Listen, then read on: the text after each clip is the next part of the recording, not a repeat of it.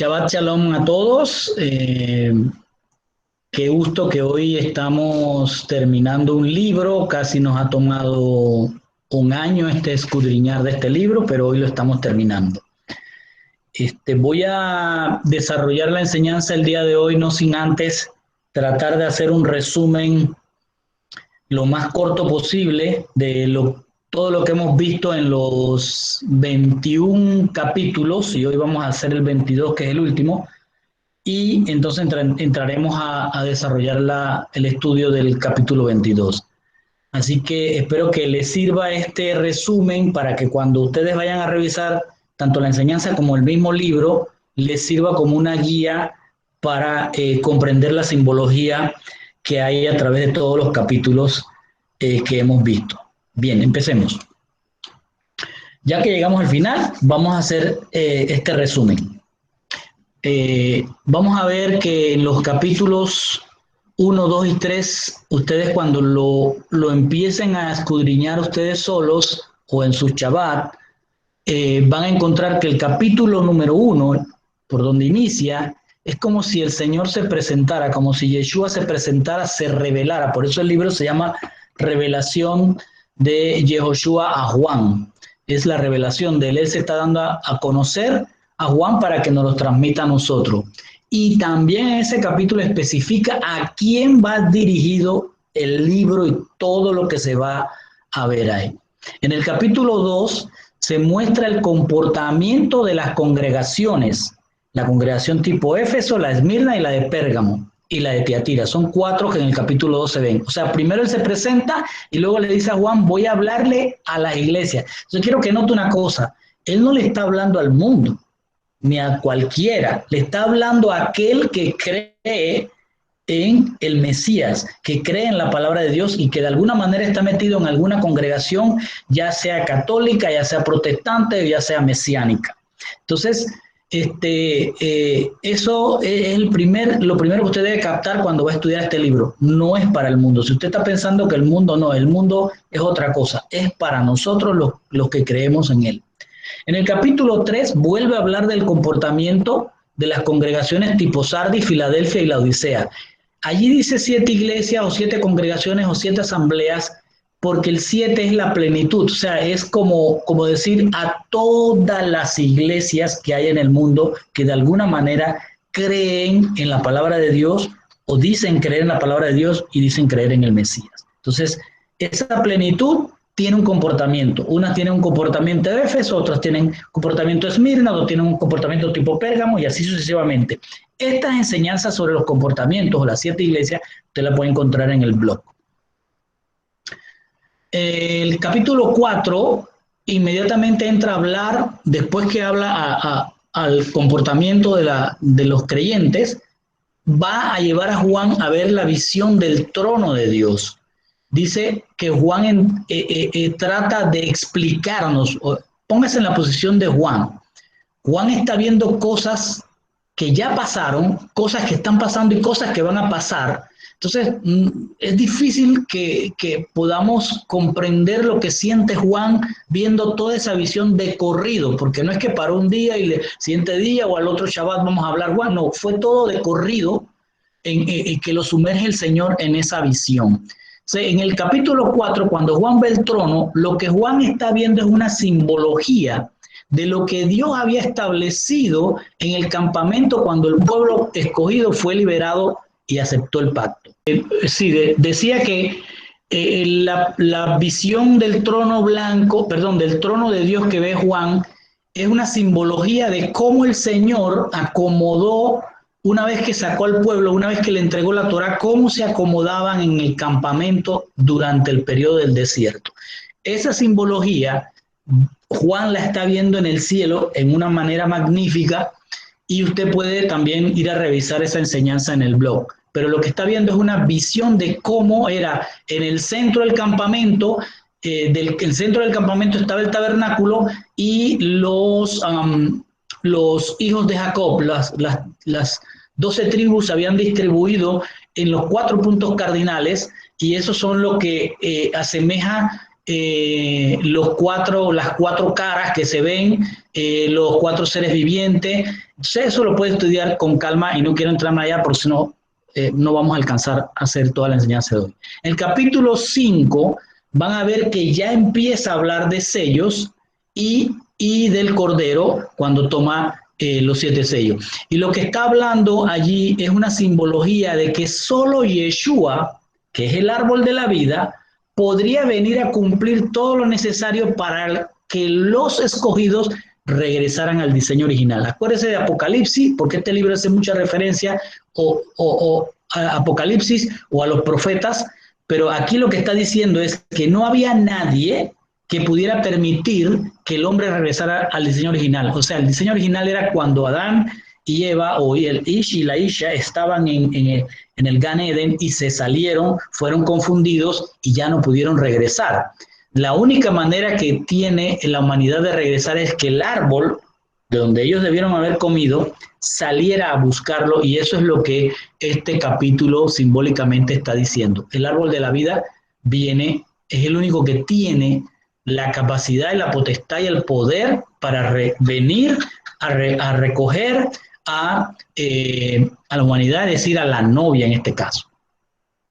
Entonces, también en ese mismo capítulo 5 van a encontrar que se abren los primeros 4 sellos y se ve el simbolismo de caballos y jinetes. Este simbolismo de caballos y jinetes no es más que una visión que Juan está viendo, porque Juan no estuvo allí. Juan está viendo cosas que pasaron. Bueno, Juan sí alcanzó el último caballo.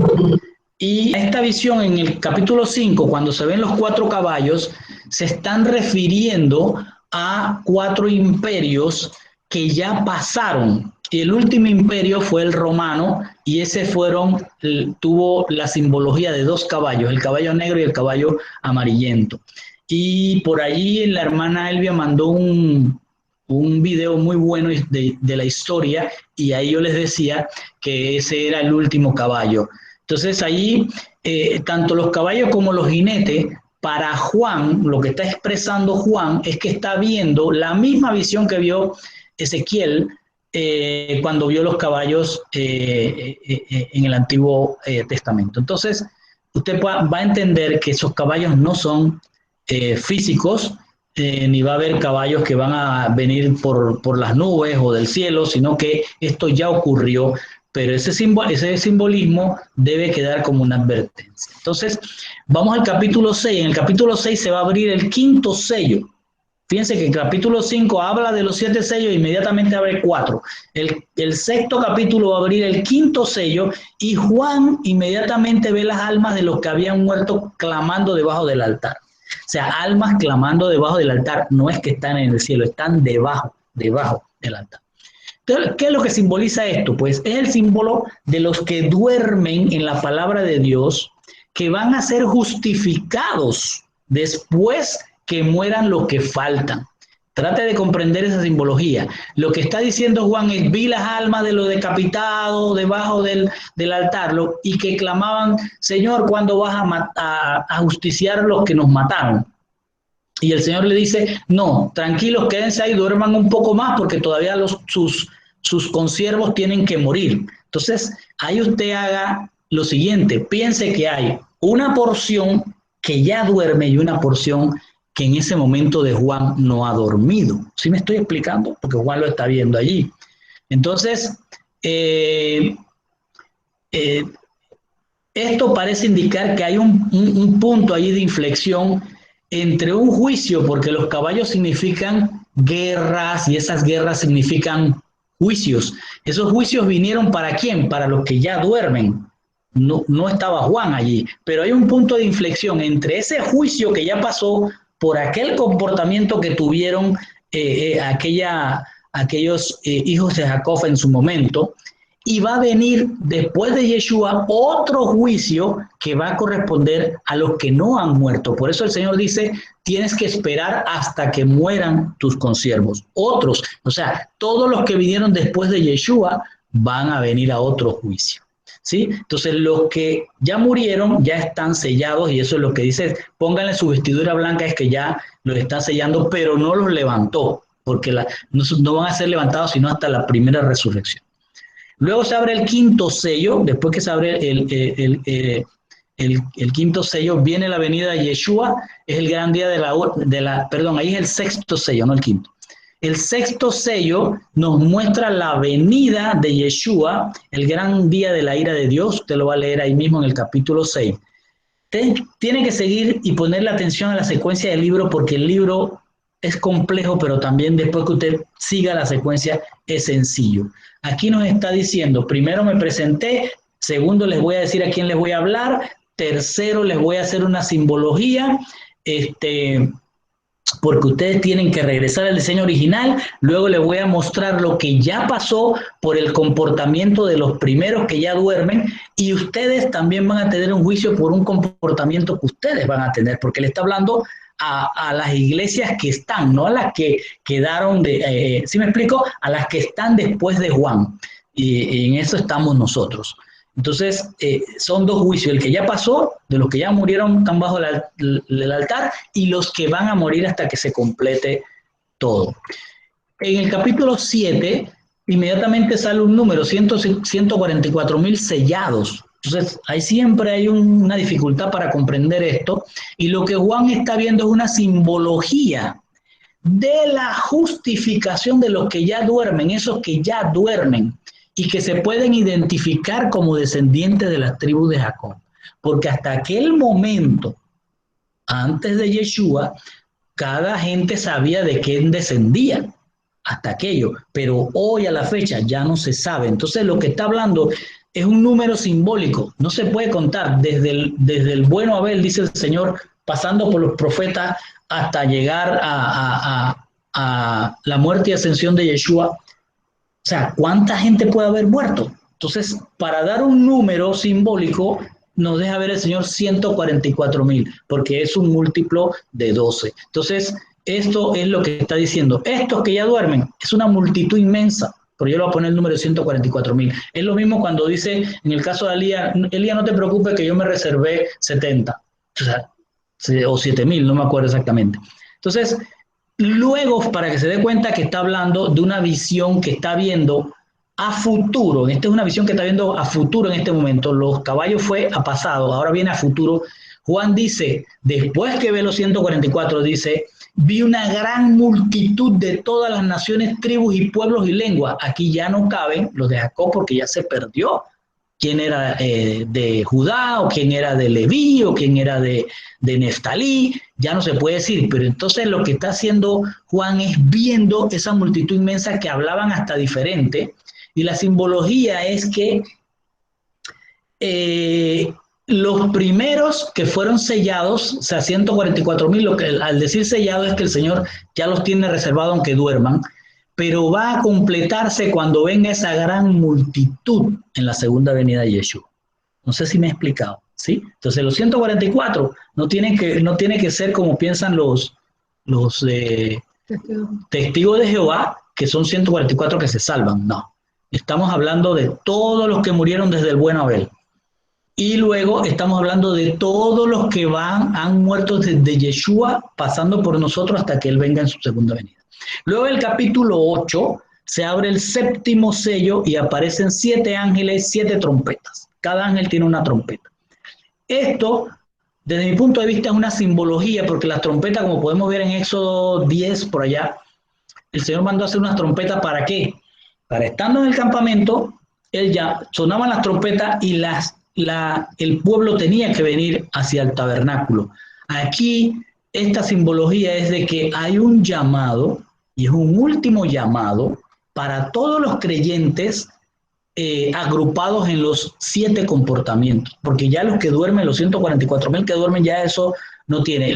A la gran multitud, donde hay un comportamiento, unos 7 comportamientos, a ellos le está sonando la trompeta. Entonces, tampoco podemos pensar que vamos a escuchar en el cielo unas trompetas y que a esa hora vamos a correr. No, desde mi punto de vista, las trompetas le está sonando a cada uno en el momento que fue llamado a los pies del Señor. En el momento que usted lo recibió, de la forma que lo recibió, allí le sonó su trompeta porque a usted lo motivó, Él lo llamó, usted no lo buscó, Él lo llamó con su trompeta, y entonces empieza su caminar por su desierto para llegar a la Jerusalén celestial. Entonces eso es lo que vamos a ver en esta 7 trompetas. Suenan las 4 primeras trompetas en el capítulo 8 y la primera trompeta trae granizo y fuego, es decir, trae juicio. Inmediatamente que usted es llamado, viene la confrontación de que si voy, que si no voy, que si dejo lo que hacía, que si dejo la familia, que si me aparto. Eso es simbólico espiritual, pero no quiere decir que no va a venir también uno físico con granizo y fuego como fue con Lot, porque el Señor lo dice, el día del Señor será como en el tiempo de Lot y como en el tiempo de Noé. Entonces la segunda trompeta que suena trae una montaña que caerá al mar. Si usted lo mira físicamente es un meteorito inmenso que caería en el mar, ¿sí? O simbólicamente y espiritualmente es la remoción de todo lo que uno tiene para irlo dejando si ya sonó la trompeta. La tercera trompeta simboliza la libertad de Satanás para engañar. Eso lo que está simbolizando es que una vez que usted le sonaron su trompeta y lo llamaron espiritualmente, usted va a tener al adversario buscando la manera de que usted no llegue a la meta final, que es la Jerusalén celestial.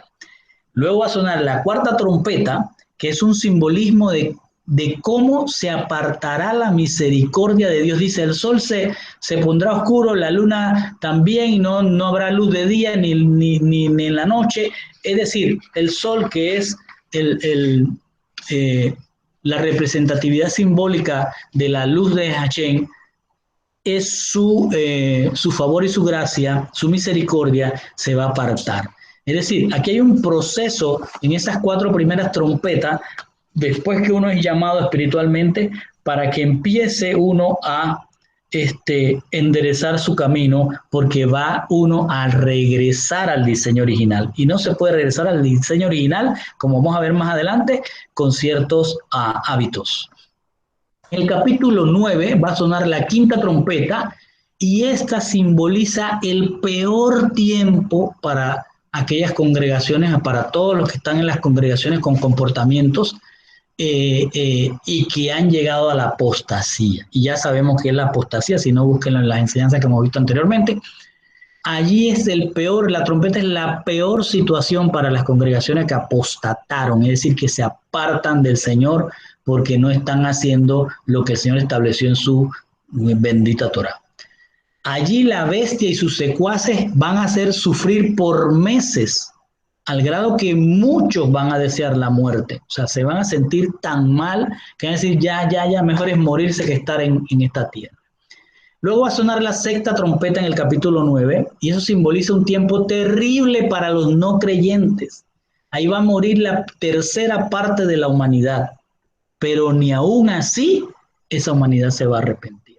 Eso todo es simbólico ¿de qué? De los días final de la venida del Señor, del día del Señor, ¿sí? Que ya lo hemos explicado. Luego el capítulo 10 y parte del capítulo 11 van a haber unos paréntesis que usted dice, bueno, ya terminó diciéndonos que va a haber juicio, que tenemos un llamado y que si no hacemos lo que tenemos que hacer, pues vamos a recibir juicio. Luego hace un paréntesis y habla del ángel y el librito en el capítulo 10, que es una simbología que parece decirnos que muchas congregaciones en pueblos, naciones y lenguas reciben la Torá con agrado, ¿sí? La ponen en la entrada, escriben versículos, pero se le hace amargo guardar sus mandamientos. Es decir, sí, aquí leemos la Torá, pero hacemos lo que nos da la gana, hacemos lo que dice el pastor, el sacerdote, el que sea.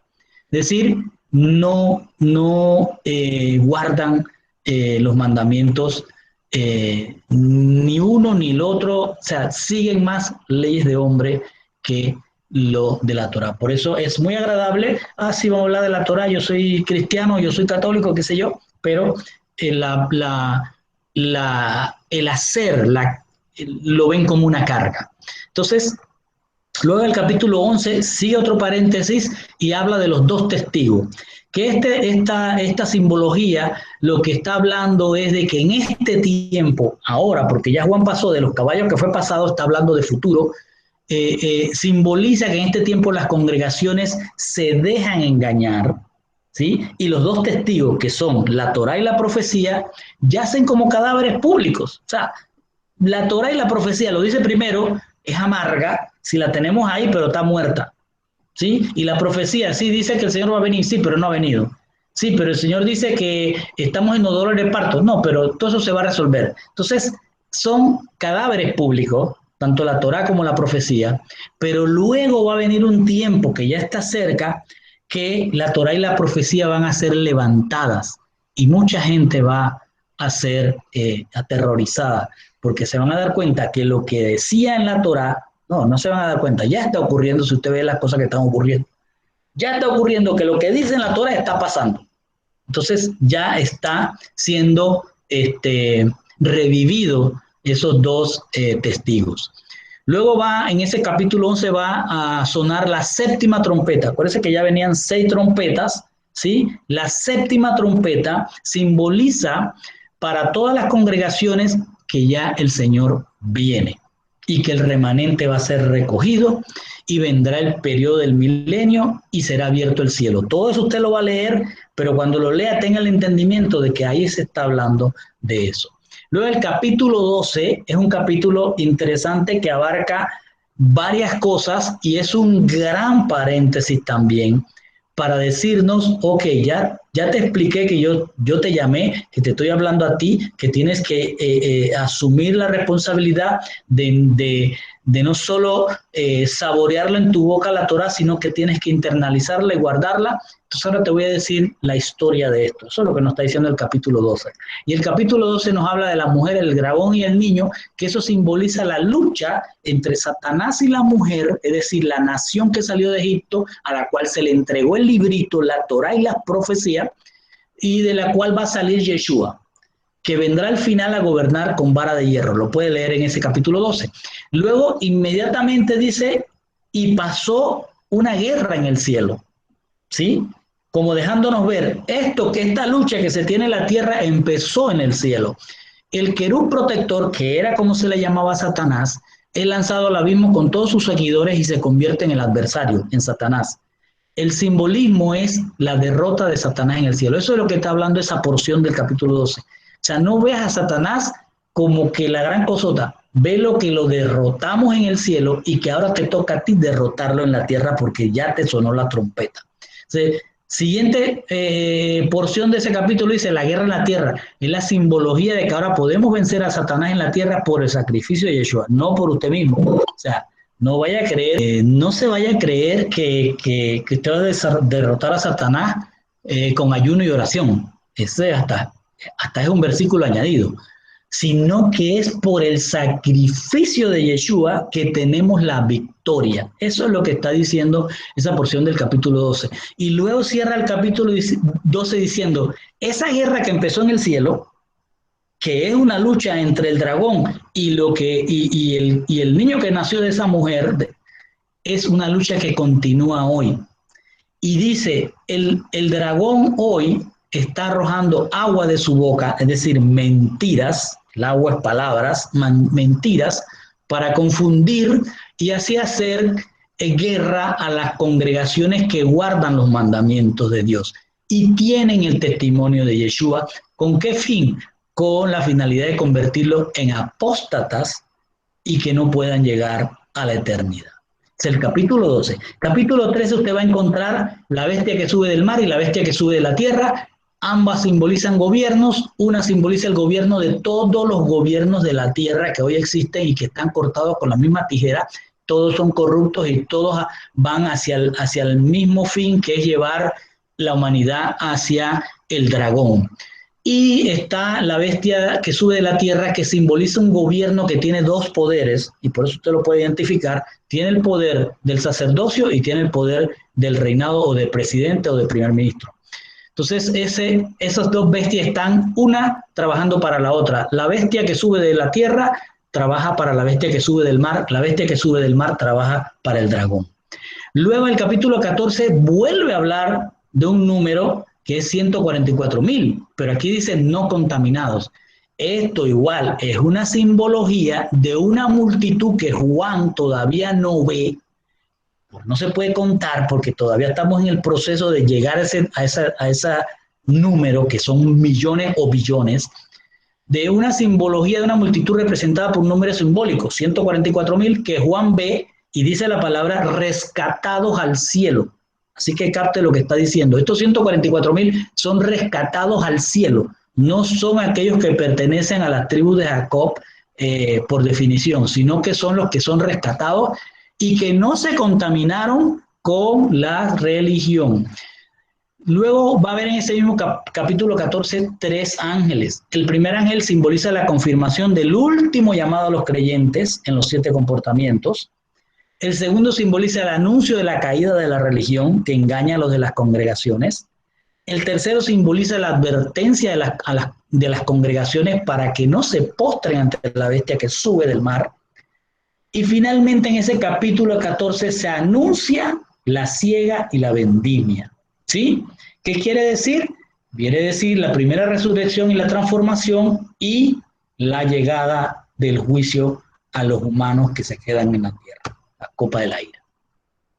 Luego en el 15 nos deja ver exactamente eso, el mar de cristal. ¿Qué simboliza el mar de cristal? Simboliza la siega. Ya el Señor podó, separó todo lo que era cizaña, se queda en la tierra y lo que era remanente va al mar de cristal para esperar a Yeshua, que todavía en ese momento no ha llegado. Luego continúa ese capítulo 15 diciendo que anuncia las 7 copas con las 7 plagas postreras.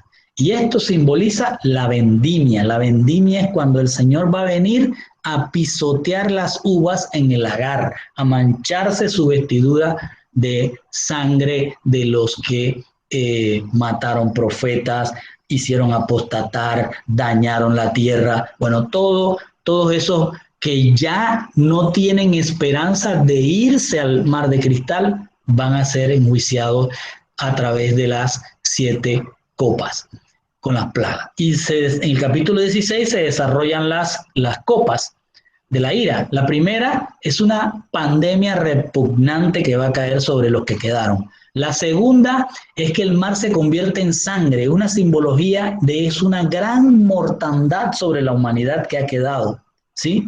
La tercera es que las aguas se convierten en sangre. Esto puede ser una simbología de aquellos apóstatas que morirán físicamente en la tierra por la palabra. O sea, el Señor de alguna manera se les va a citar por qué están muriendo físicamente. Y eso no quiere decir que no van a ser levantados para la segunda muerte, pero van a sufrir en la tierra, van a tener ese crujir de dientes junto con aquellos que nunca creyeron en Yeshua. Luego la cuarta copa, el sol quemará a todos. Esto es una simbología de que Dios simbolizado en la luz más grande que tenemos, va a ser un juicio sin misericordia.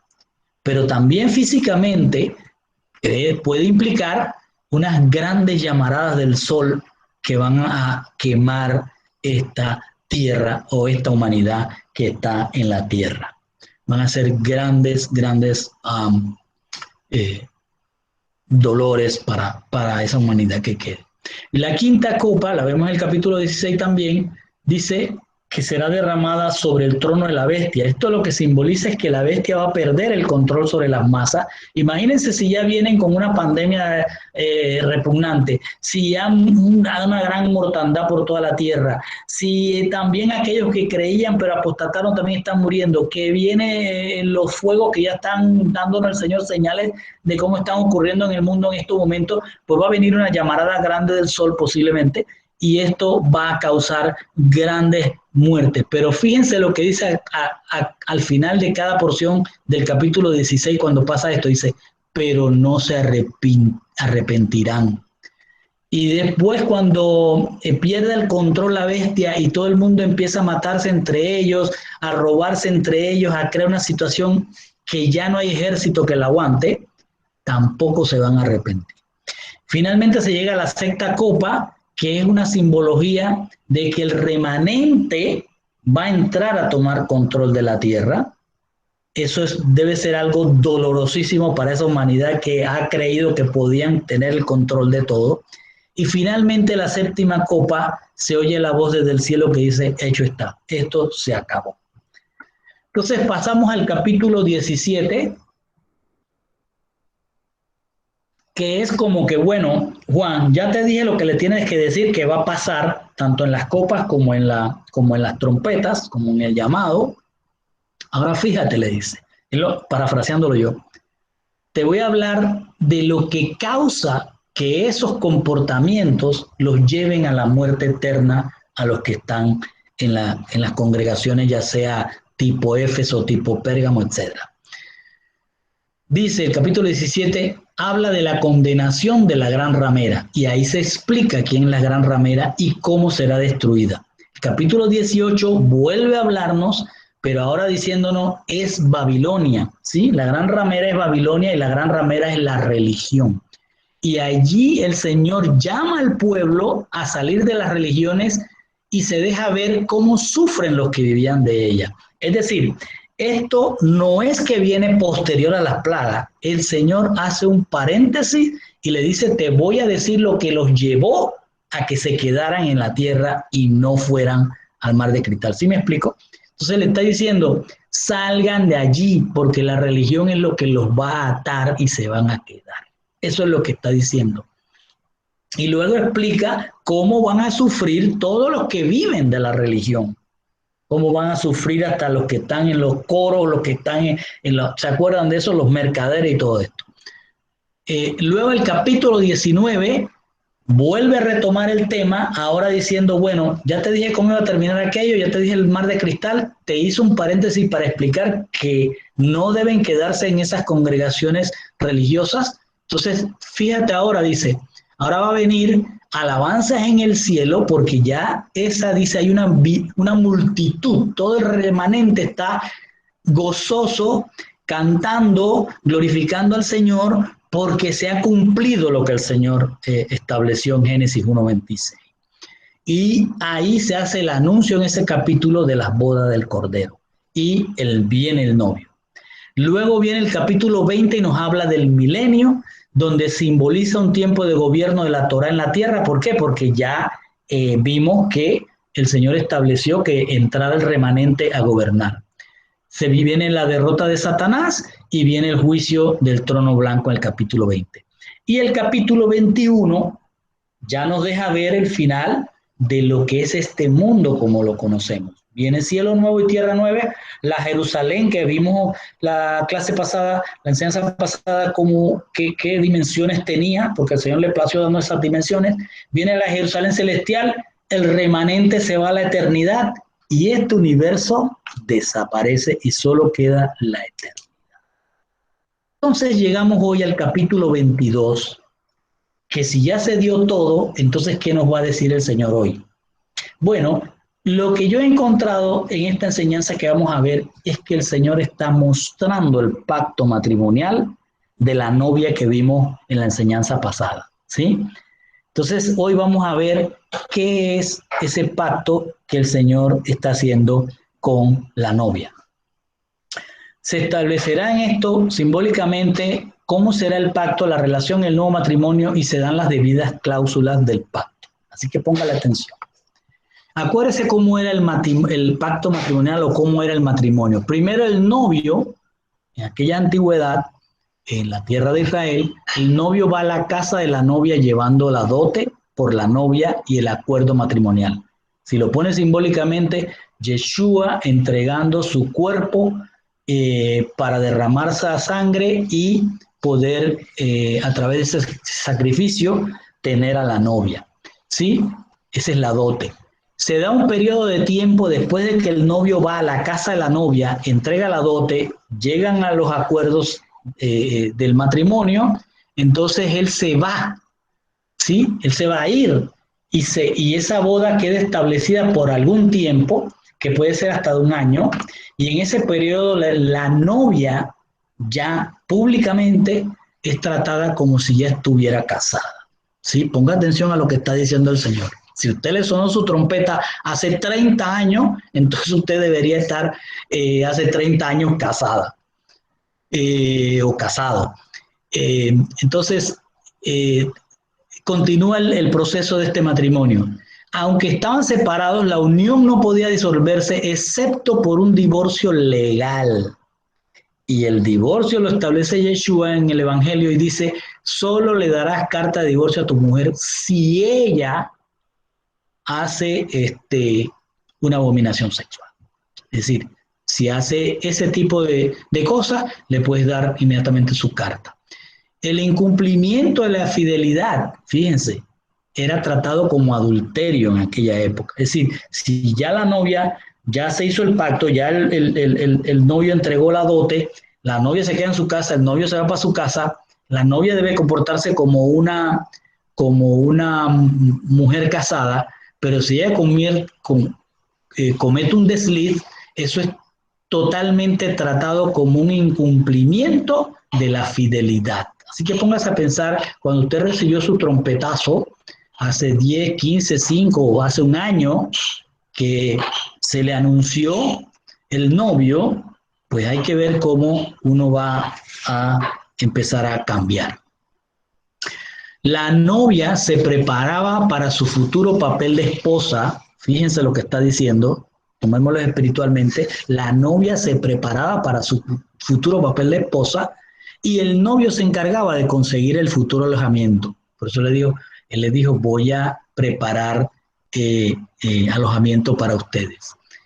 El novio se aparecía ya cuando era el momento de la boda, fíjense lo que dice, se aparecía repentinamente en la noche acompañado de sus amigos con antorcha.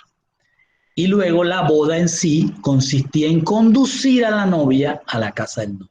Eso, así en resumen, es todo el proceso de un matrimonio hebreo en la época de Yeshua. Entonces, esto tiene que ver con las 5 novias que vimos en la enseñanza pasada. O sea, ahora vamos a ver un poco cómo eso nos pega a nosotros, cómo eso a nosotros, ese pacto matrimonial nos llega, que es lo que he tratado de decirles. Todo en la palabra tiene una importancia, ni una coma, ni un punto, ni una tilde están puestos por gusto. Si esto vino del Señor, el Señor nos está dando un mensaje en todo. Y una de las cosas que yo he encontrado es que las fiestas del Señor son importantes que las entendamos. Son 7 fiestas y hay 4 que ya, 3 que ya pasaron. Ahora mismo vamos entrando en septiembre a la de Yom Teruah, la fiesta de las trompetas, el día de las trompetas. Tiene una simbología, pero ya Pesach, Shavuot, primicias, ya estas fiestas es como el Señor diciéndonos, eso es sombra de lo que ya pasó. Estas que faltan, a donde viene la fiesta de Sukkot, esa es fiesta que es sombra de lo que viene. Cuando nosotros recibimos el llamado del Señor, la trompeta suena para nosotros, para que nos acerquemos, estamos recibiendo el anuncio del novio que viene, ¿sí? Llegamos entonces, en ese momento, a definir nuestra vida y en ese momento, ese día 1, que es el primero del mes de Tishrei, de lo que es para nosotros septiembre, por ahí, ese primer mes, ese primer día de ese séptimo mes, se va a iniciar el proceso en el cual suena la trompeta. Para los hebreos, ese día es muy importante. Ellos corren a prepararse para el siguiente día, que es el día del perdón. Si lo vemos nosotros, a lo que nos está tratando de decir el Señor es que el día 1 para nosotros fue el día que fuimos llamados por Él, ¿sí? Y va a pasar un periodo de días, un periodo para los hebreos es de 10 días para arrepentirse de todo lo que hicieron durante ese año, pero para nosotros es un periodo en el que estamos en un proceso de arrepentimiento. ¿Por qué? Porque hay comportamientos en nosotros como Éfeso, como Esmirna, como Pérgamo, como Teatira, como Sardis o como la Odisea, que es el peor, Y entonces tenemos que en todo ese comportamiento tratar de retener el aceite de las lámparas, porque ya el novio vino, ya el novio anunció, ya el novio entregó la dote. Ahora cada uno que representa a la novia tiene que apartarse de ese comportamiento, porque no le está hablando al mundo, le está hablando a los que creen, a los que están en alguna congregación, en algún lado, como tanto como en este grupo. Y luego, en ese periodo de tiempo, tiene que llegar al día del perdón, al Yom HaKippurim, que es el día en que ya se te quitaron todas las capas de pecado. Ya estás listo para ser transformado y aquellos que duermen para ser levantados.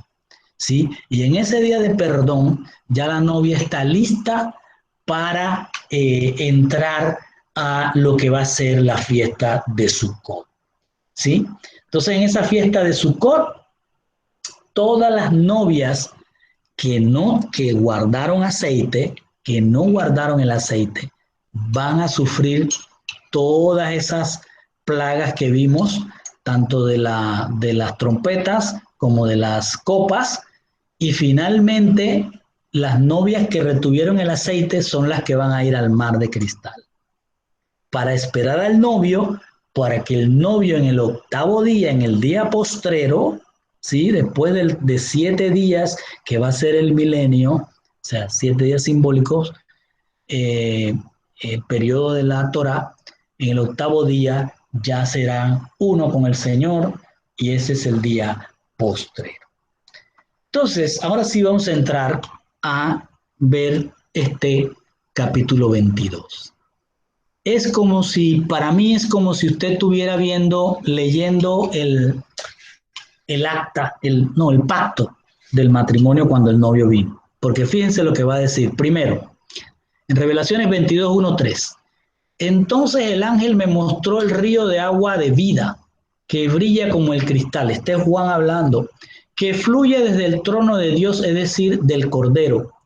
En medio de la plaza de ella y de la una y de la otra parte del río estaba el árbol de la vida, que produce 12 clases de frutos diferentes, un fruto cada mes, y las hojas del árbol eran para la sanidad de las naciones. Fíjense que dice para la sanidad de las naciones, no para la sanidad de los judíos, no para la sanidad de los que creyeron en la Torá, o sea, es para la sanidad de todas las naciones, de todos aquellos que salieron de esa multitud, ¿sí? Que lo sacó junto con aquellos que ya habían dormido, porque ahora sí ya se completó el número de los consiervos, ya están todos juntos, pero ahora hay naciones y hay hebreos y hay desde Abel, imagínense, Adán y toda esta gente.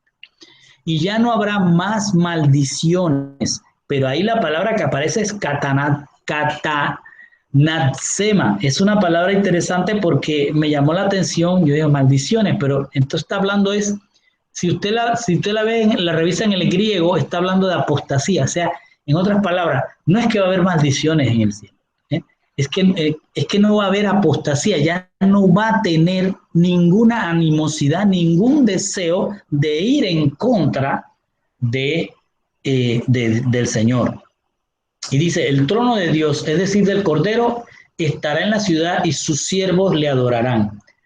Fíjense que Juan está viendo esto, pero está hablando a futuro. Es decir, tu novia, es lo que dice esta porción, vas a ser sumergida. Una vez que pases todo este proceso, ya estés en la casa de tu novio, tienes que ser sumergida en el conocimiento de tu esposo, ¿sí? En ese conocimiento que fluye de él, ¿verdad? Entonces, la esposa va a estar como debió haber estado el Ish y la Isha en el Gam, comiendo del árbol de la vida, comiendo del conocimiento de Dios. Aquí entonces la novia va a empezar a comer. Lo que se le está diciendo es, tú vas a comer del árbol de la vida, tú vas a comer de tu novio, de tu esposo, vas a aprender de él, vas a conocerlo, van a ser uno, porque van a hacer lo mismo y van a pensar igual. Ya no va a haber más intención de apostatar. Entonces, eso me llevó a Ezequiel 47. Capítulo 47 se lo puede leer, y ese capítulo 47 de Ezequiel lo que habla es de esto mismo, pero de una visión dada a Ezequiel, miles de años antes que, o cientos de años antes que Juan. Dice en Ezequiel 47, 1, 2, después me hizo volver a la entrada del templo. Mire, ese es Ezequiel teniendo una visión similar a la de Juan. Y he aquí brotaban aguas debajo del umbral del templo hacia el oriente. Y aquí otra vez me hace recordar la palabra quedan, que es eternidad también, lo que está antes de todo, la eternidad. Dice, porque la fachada del templo, o sea, el frente del templo, está hacia el queden. Y las aguas descendían debajo del lado derecho del templo al sur del altar. Y dice, me sacó por la puerta del norte y me hizo dar la vuelta por fuera hasta la puerta exterior, por la puerta que da al oriente, que da al queden. O sea, lo sacó de atrás, de donde no era, donde está el servicio, por donde tiran las cosas para el patio, lo recogió y lo llevó a la puerta principal. Y aquí las aguas fluían del lado sur. Entonces, mire, léase ese capítulo para que se dé cuenta lo hermoso que es, porque es una visión similar a la de Juan. Y lo que está diciendo el Señor aquí, y lo van a ver cuando dicen, y me puse a caminar y me daba el agua a los tobillos, después me daba el agua a las rodillas, después me daba el agua al pecho, después, y eso uno no lo entiende, pero cuando uno lee también Revelaciones se da cuenta que está hablando del conocimiento, llenarse del conocimiento de Dios. Y eso es lo que la novia va a hacer una vez que este matrimonio esté consumado, llenarse del conocimiento de Dios, ser semejanza de Dios. La segunda cosa que vamos a ver en ese pacto, ojo, esto no está ocurriendo después que se pasó todo esto. Esto el Señor lo está dando al final, pero es como si usted tiene que regresar para entender lo que es el pacto de ese matrimonio. Dice, ellos verán su rostro. ¿Quién? Todos los que fueron remanentes. Y su nombre estará en la frente de ellos. No va a haber marca de nada. Va a haber todo el pensamiento enfocado en el conocimiento del novio. O sea, la novia está en este momento mirándolo cara a cara, y ya ahora sí lo puede ver cara a cara y no muere porque es semejante a él. Y su nombre estará, sus pensamientos solo serán de él. Dice la noche, es decir, ahí no, la noche es simbología, es angustia, es muerte, ya no existirá más. De modo que no tendrán necesidad de una lámpara ni de luz del sol, porque Adonai Dios brillará sobre ellos y ellos reinarán como reyes eternamente y para siempre.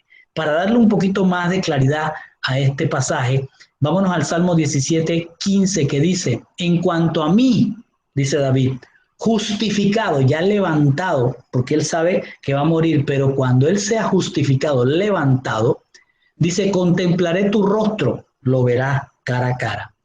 Al despertar, al levantarlo en la primera resurrección, y dice, me saciaré, me gozaré de todo el conocimiento cuando contemple tu semejanza, porque ahora serán uno, el novio y la novia tendrán las mismas características. La lámpara se refiere, dice, lámpara es a mis pies tu palabra, está hablando de la Torá, y luz para mi camino. Salmo 119, 105. Cuando acá dice que ya la novia esté en los aposentos del novio, ya no necesita una lámpara, ya no necesita estar leyendo la Torá para ver qué es lo que va a hacer, porque todo lo tendrá en su conocimiento. Por eso se tiene que llenar del conocimiento. Ya no va a necesitar que le vengan a dar estudios o que le vengan a dar Torah, porque todo va a estar en su conocimiento, se va a llenar de su conocimiento. Luego el punto 3 que encontraríamos en este pacto es lo siguiente, 22, 6 y el 7 dice, después de esto me dijo esto. Estas palabras, lo que está afirmando, lo que le está haciendo firmar el novio a la novia, estas palabras verdaderas y dignas de confianza. Adonai, el Dios de los espíritus de los profetas, envió a su ángel para mostrar a su siervo las cosas que pronto habrán de suceder. Lo que le está diciendo a la novia en este momento es, todo lo que está recibiendo en este pacto de matrimonio se va a cumplir, quiéralo o no. ¿Sí? Y para ello va a enviar ángeles que le muestren que esto va a suceder pronto. Fíjense, acuérdense que ángel no solo es un ángel de alitas, como nos han hecho ver, ángel también es toda tempestad, todo granizo, toda inundación, todo huracán, todo terremoto, son mensajeros de Hachén. ¿Sí? Mira, yo voy a volver muy pronto. ¿Sí? Y luego dice, bendita la persona que guarda, obedece las palabras de las profecías escritas en este libro, de las profecías. ¿Y qué dicen las profecías? Todo lo que va a pasar que vimos en las trompetas, que vimos en la copa de la ira, todo eso va a ocurrir. Esta novia y de este matrimonio, estas palabras que están aquí son verdaderas y dignas de confianza. ¿Sí? Que yo, el Dios de los profetas, del poder de los profetas, voy a enviar un ángel para mostrar a los siervos las cosas que habrán de suceder. Y va desde Juan hasta todas las cosas que hoy estamos viendo en el mundo. Y el punto 4 que hay en ese pacto que yo encontré es cuando le dice, entonces yo, Juan, está diciéndonos ahora a nosotros, el que oyó y vio estas cosas, cuando las oí, las vi, me postré para adorar a los pies del ángel que me estaba enseñando. El ángel está enseñando a Juan. Pero él me dijo, no hagas eso, o sea, no te postres. Yo no soy más que un consiervo tuyo y de tus hermanos. Es decir, el ángel está diciendo, cuando tú llegues allá, tú y yo vamos a ser igual. Los profetas también van a ser igual. Y aquellas personas que obedecen la palabra de este libro también van a ser la novia. Miren cómo se lo dice Juan, ¿qué era? Juan era un judío. Y le está diciendo, tú y los 144,000, los profetas que estaban allí y todas las personas, todos los que vinieron después, todas las naciones, todos van a ser igual que el ángel. Así que tú no te postres porque somos iguales en la dimensión de la eternidad. Quinto, la novia se debe comportar como si ya estuviera casada. Ese es clave. Dice en 22, 10, 11, entonces me dijo, no selles las palabras de la profecía de este libro, porque el tiempo señalado está cerca. Es decir, si Juan lo sella y lo archiva, no, esto está abierto. Esto está abierto y está ocurriendo desde Juan para acá arrancó. Por eso dice primero 144, después va a ocurrir esto, después van a venir otros 144, después va a venir una multitud, porque este libro está abierto. Estas palabras están abiertas. Cualquiera que continúe actuando, fíjense lo que va a decir ahora. Dice, no lo selles. Y dice, cualquiera que continúe actuando de manera malvada, deja que continúe. Deja que continúe haciéndolo. Cualquiera que sea inmundo, que sea tamé, deja que continúe haciéndolo. ¿Por qué le está diciendo esto a la novia? Porque la novia no debe perder la cordura y salirse del pacto porque puede caer en infidelidad. No puedes irte ahora a pelearte, a criticar y a ver cómo transformas a alguien que es inmundo o a alguien que es malvado. No, el Señor lo que le está diciendo a la novia es, deja que continúen haciendo las leyes que quieran. Dejan que sea inmundo.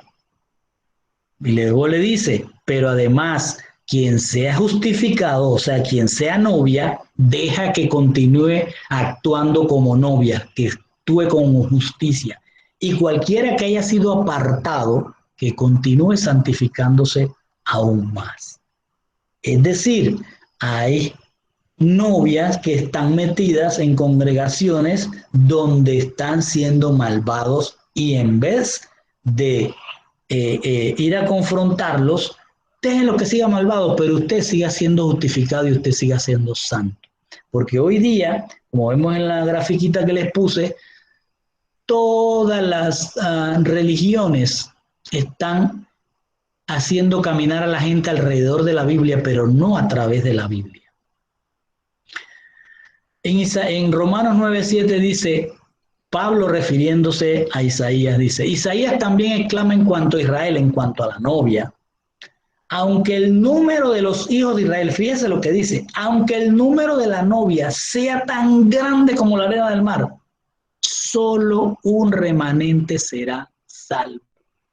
Imagínense lo que está diciendo. ¿Sí? Deje que el malvado siga siendo malvado, deje que el inmundo sea. Usted preocúpese de que el Señor cuando venga lo encuentre haciendo lo que usted tiene que hacer. Nuevamente hace un llamado en esta parte el novio a la novia para que retenga su fidelidad. Miren cómo dice. Presta atención, dice Yeshua. Yo vengo rápidamente y mis compensas o mis recompensas están conmigo para que pueda dárselas a cada persona de acuerdo con lo que ha hecho. Es decir, cuando Él venga no es que todo el mundo va para el lago de fuego. Las recompensas van a ser dadas a cada uno. Si fue inmundo, si fue malvado, su recompensa está. Si fue justificado y fue santo, su recompensa está. Pero también va de acuerdo a lo que haya hecho. Es decir, en el cielo, ya lo vimos en una enseñanza, va a haber pequeños y grandes. Pequeños aquellos que siendo parte de la congregación torcieron algunos mandamientos y lo hicieron pequeños esos mandamientos y lo enseñaron de esa manera. Por tanto, en el reino van a ser pequeños. ¿Qué significa pequeño y qué significa grande en la eternidad? Pues no lo sabemos, lo vamos a saber. Pues algunos maestros dicen, no, es que algunos van a estar en un patio, en una casita y otros van a estar en un palacio. No lo sé, pero sí el Señor deja ver que no va a perder esa persona la eternidad, pero va a ser pequeño en el reino. Y eso tiene que tener una implicación muy grande. Luego dice a la novia, yo soy el alfa y el omega, el primero y el último, es decir, me gusta decir el que continúa, porque esto no se termina. El principio y el de la finalización. Y luego dice, cuán benditos son aquellos que lavan sus vestiduras para que tengan derecho a comer del árbol de la vida y puedan entrar por las puertas de la ciudad. Fíjense que este es el último capítulo, pero ¿por qué el Señor le ha placido darnos esto en el último capítulo? Cuando ya vimos todo lo que va a pasar. Porque quiere que esa novia se mantenga fiel a pesar de lo que pase. Y dice, cuán benditos son aquellos que lavan sus vestiduras, porque todos vinimos sucios ante el Señor. Todos, cuando recibimos nuestra trompeta, veníamos sucios. No lo buscamos, Él nos buscó, Él nos llamó. Lo único que tuvimos oído para escucharlo. Y luego vamos a ser preparados. Incluso Abraham, que se dice el gran padre de la fe, Abraham se llamaba Abraham y terminó llamándose Abraham 7 capítulos después. O sea, le tomó un proceso. A cada uno de nosotros nos está tomando un proceso, pero aquí el Señor dice, cuán benditos son aquellos que lavan sus vestiduras, que entran en ese proceso. ¿Para qué? Para que tengamos derecho a comer del árbol de la vida y podamos entrar por la puerta de la Jerusalén celestial. Y luego dice, afuera están los perros. Cuando se refiere a eso, para los hebreos en la antigüedad, el perro es el animal que vive afuera de la casa. Es decir, lo quieren, lo tratan, lo reciben, pero duerme afuera de la casa. Entonces, decirlo, afuera están los perros, era decir eso. Se quedó aquel que no era igual, ¿sí? Y luego pasa a decir quiénes son los perros, los hechiceros, y me llamó la atención también la palabra griega que usan ahí, fármacos, o sea, que usan fármacos para que la gente pierda el camino hacia la Jerusalén celestial. También estarán como perros los inmorales, los asesinos, los idólatras y todo el que ama y practica la mentira. Resumiendo, el Señor le está diciendo en esta parte, apartado, presta atención, novia, ¿sí? Primero, yo vengo rápidamente y traigo todas las recompensas que te voy a dar para que estemos juntos en la eternidad. Pero también toma en cuenta que va a haber un tiempo y que en ese tiempo tú debes lavar las vestiduras, debes cuidar de lo que te garantiza a ti el derecho a comer del árbol de la vida, a comer del conocimiento del novio, ¿sí? Y te deja claro afuera, o sea, no te conviertas en esto, no te quedes afuera, porque allí van a estar, para él los considera hechiceros, inmorales, asesinos, idólatras y todo aquel que ama la mentira. Luego finalmente el novio confirma su compromiso con el matrimonio y deja mensajeros para asegurar que la novia mantenga el aceite de su lámpara. Dice, yo, Yeshua, he enviado a mi ángel a fin de daros testimonio de estas cosas. ¿Para quién? Fíjense cómo cierra. ¿Para quién es esto que estamos hablando? No es para el mundo. No, el mundo ya tiene su recompensa. Es para los que están en Éfeso, en Esmirna, en Pérgamo, en Tiatira, en Sardis y en la Odisea, ya sea a través de las católicas, de las protestantes o de los judíos. A esos les mandó este libro que estamos estudiando, que estamos finalizando de estudiar. Y le dice, yo, Yeshua, he enviado a mi ángel el libro a través de Juan, el libro de revelaciones, a través de Juan, ¿verdad? Para daros testimonio, o sea, un testimonio es yo sé lo que vi y yo sé lo que haré y esto es lo que va a pasar. ¿Y para quién es ese testimonio? Para las comunidades que creen en el Mesías. Y luego dice, yo soy la raíz y la descendencia de David, la estrella brillante de la mañana. Finalmente va cerrando, el esposo se despide esperando que la novia mantenga el amor, el aceite hasta su regreso y le dice, el espíritu y la esposa dicen ven, o sea, la esposa lo que debe tener en todo este periodo de tiempo hasta que él regrese es ven. Y todo aquel que escuche, todo aquel que quiera ser novia, ven. Y todo aquel que tenga sed, el Señor le dice, venga y beba gratuitamente del agua de la vida eterna. Cierra diciendo, el novio advierte a la novia que el pacto matrimonial no se puede alterar. Y dice en el 22, 18, 19, advierto a todo aquel que oiga las palabras de la profecía en este libro, escuche bien, que oiga las palabras de la profecía en este libro, que si alguien añade a ellas, Dios le añadirá a él las plagas mencionadas en este libro. Es decir, que va a hacerlo partícipe, no lo va a guardar en los juicios. Y si alguien quita de las palabras en el libro de esta profecía, Dios quitará también su parte en el árbol de la vida y en la ciudad santa, tal y como se describe en este libro.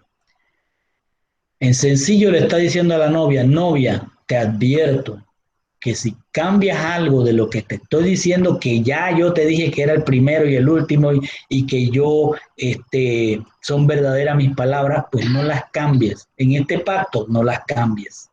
Porque si las cambias, vas a sufrir, no te voy a guardar en la hora del juicio y menos vas a comer del libro de la vida. O sea que vas a ir directo a la segunda muerte, no a la primera resurrección. Se despide del novio el novio se despide de la novia y también lo hace el mensajero, diciendo, aquel que da testimonio de estas cosas dice, sí, yo vengo pronto. Esto quiere decir, sí, yo tengo la fecha marcada en mi agenda. Tú no lo sabes, novia, pero yo tengo la fecha marcada. La novia dice, ven Señor Yeshua. Y el testigo de todo este pacto dice que la gracia del Señor Yeshua esté con vosotros y con nosotros en este grupo. Amén.